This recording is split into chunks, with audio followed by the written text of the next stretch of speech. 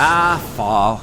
The smell of moldering leaves, the beautiful changing of the colors of leaves, that crisp feeling in the morning, that crisp air when you walk outside. What would fall be like without more insanity on our college campuses as kids return to the quad?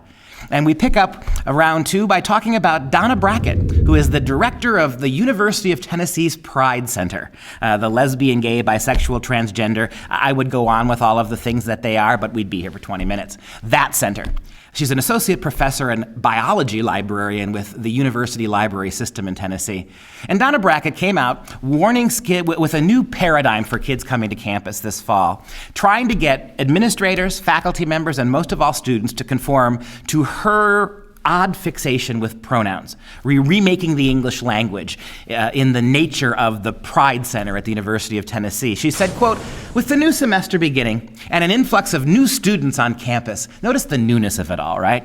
"We've got these young kids, they're all new, let's indoctrinate them. It is important to participate in making our campus welcoming and inclusive for all." Of course, except for those who don't choose to think and speak the way she does, but we'll get to that. One way to do that is to use a student's chosen name and their correct pronouns. Quote, "We should not assume someone's gender by their appearance, nor by what is listed on a roster or in student information systems." Let me stop there for a second.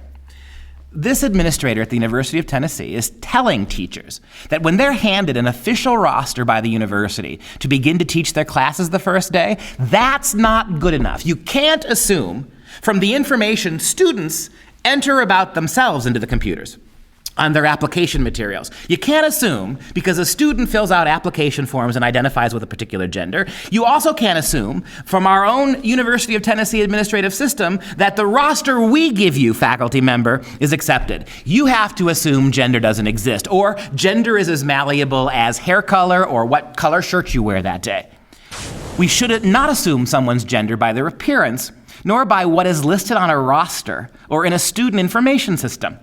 Transgender people and people who do not identify within the gender binary, male and female, may use a different name than their legal name and pronouns of their gender identity, rather than the pronouns of the sex they were assigned at birth. So literally according to this, whatever anybody wants to be called on any given day, whatever particular pronoun or non-pronoun, or as we'll see in a moment, completely made up pronoun people want to use, professors will be on the hook if they don't. We're going to have to take attendance every single day. We're going to have a situation now where in the middle of semesters, people change their pronouns. And how long is it before we get to the point where traditional literature going back 2,000 years, philosophy, history, all writing now is deemed offensive? And we're going to have to go back and edit these texts? It may seem like a ridiculous stretch from these comments, but we've seen in academia over the last 20 years that they're not above completely rewriting everything, completely going back and revising history to suit their goofy understanding of the world. Ms. Brackett goes on to say, quote, "These may sound a little funny at first, but only because they are new. The she and he pronouns would have sounded strange too if we had been taught pronouns like je when growing up. What, you ask, is je? Well, the Pride Center at the University of Tennessee helps us. They've produced this graph. Right? Inclusive practice, pronoun usage, non-gender binary words. And so in other words, using the word he and she are offensive, right? The way it used to be, the way it's always been, the fact that biology seems to dictate that you have male and you have female, that of course is exclusive. There is no inclusion here. You're changing the way we've done things with this radically new way of looking at things that is really not based in any science. It's not based, we keep hearing that conservatives are the anti-science party, right? That conservatives we're too stupid and benighted to understand how beakers and labs work. So consequently, the left is lecturing us on how they alone understand science. Well, when it comes to things like this, the left could care less about science. This is pure and utter social engineering and all of its political and ideological. Take a look at the chart. Right? You've got she and he him and her, hers and his, all like it looks, all the way it used to be. Now we get away from that radically offensive language and we use the gender neutral because nobody can possibly be offended by gender neutral, right? Well, unless, of course, you actually believe in parameters for particular genders, particular sexes. So you've got they, them, theirs. Those are all fine because, of course, they don't bother anybody. Although, the more I think about it, Sparky, producer, take a look at the word they. Don't you have the word he in the word they? Take a look at the word them up there. Isn't the word he in the word them and theirs? Oh my goodness. I'm offended by this. Their gender neutral pronouns are gender neutral. You've got he, sitting right in the middle of those words. And my favorite on campus, Sparky, we've talked about this, is that for a long time now, the word mankind has to go.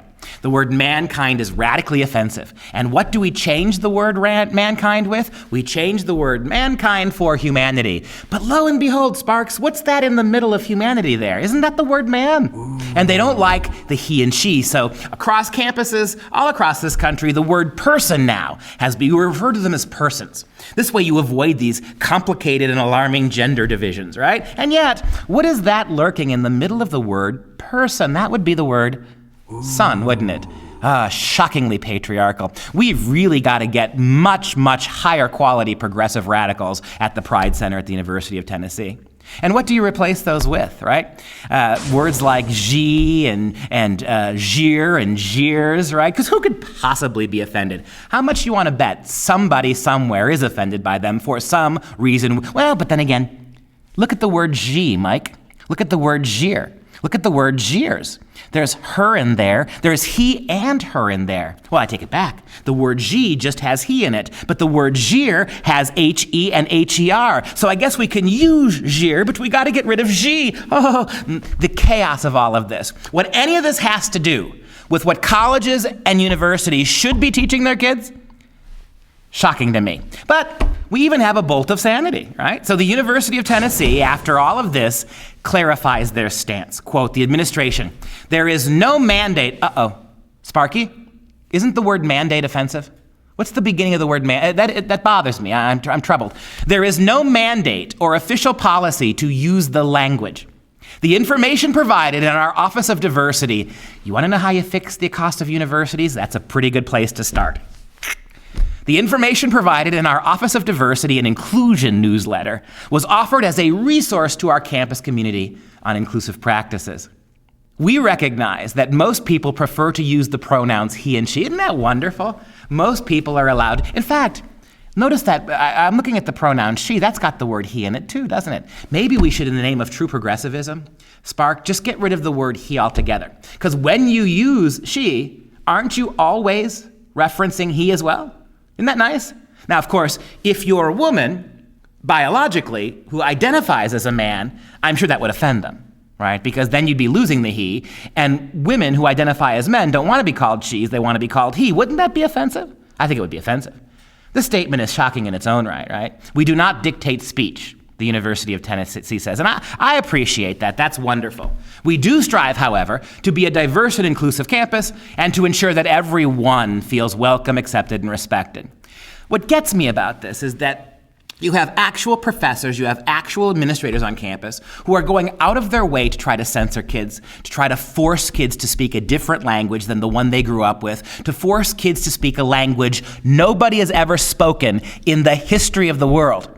And university administrators, presidents, advisory boards, finally, after all this stuff is allowed to hit the fan, have to step in and intervene. Just like we saw with President Robert Brown at Boston University, these apologies, these tepid statements by university administrators are not enough to guarantee freedom of kids in classrooms. And then we go, of course, to North Carolina State University, where the Women's and Gender Studies lecturing department, the Women and Gender Studies lecturer and NCSU are docking grades, threatened to dock grades for sexist language. You've got actual professors in the Women's Studies program at NCSU who are threatening kids' grades if they use sexist words like mankind, and must use the word humans or humankind, as we saw in our previous graph, our previous slide. Words like mankind have the word man in them. Words like human contain the word man. Where does this end? All right, moving forward. North Carolina State, so you've got these teachers now that are threatening kids. They're actually writing into their syllabi, their opening day materials, all sorts of threats about if you use this word or you talk that way or you're not properly sensitive, we're going to punish you for exercising your free speech. The very thing these professors are getting protected for and radically insist that, and I agree, you have the right to say these things. You've got to give that freedom to kids as well. If a kid wants to use the word he, you let him use it. You may say to him that some people won't like it, but you can't punish them for doing that, or you're hypocrites. Quote, so the North Carolina State University now had to get involved, just like the Tennessee administration did, reluctantly, and just like the Boston University did. Quote, NCSU, North Carolina State University, doesn't forbid the use of generalized pronouns. Spark, doesn't the word general offend you? It's kind of militaristic, isn't it? I mean, when you use the word generalized in a statement like this, I mean, I'm having all sorts of PTSD issues. It's traumatizing me. We've really got to work on these people. But NCSU doesn't forbid the use of generalized pronouns. But professors are allowed, isn't that nice, are allowed to set their own rules for class. So the university can suggest, hey, you shouldn't be sexist against men and you shouldn't be racist against whites. The university can suggest that, but of course, professors are free in their own classrooms to engage in that kind of nonsense if they want to. But professors are allowed to set their own rules for class. It is not standard practice to dock points from students for using purportedly sexist language in class. And I give them credit for that, right? Purportedly. Some wackadoodle professor might call it racist. Some wackadoodle professor might insist that using the words he and she are somehow offensive. But that doesn't go far enough, North Carolina State. For the reasons we saw at Boston University and Tennessee, you are enabling professors and protecting them. But you can't really protect the kids, can you? You can't really guarantee that kids aren't going to get this in their classes. And that's round 2.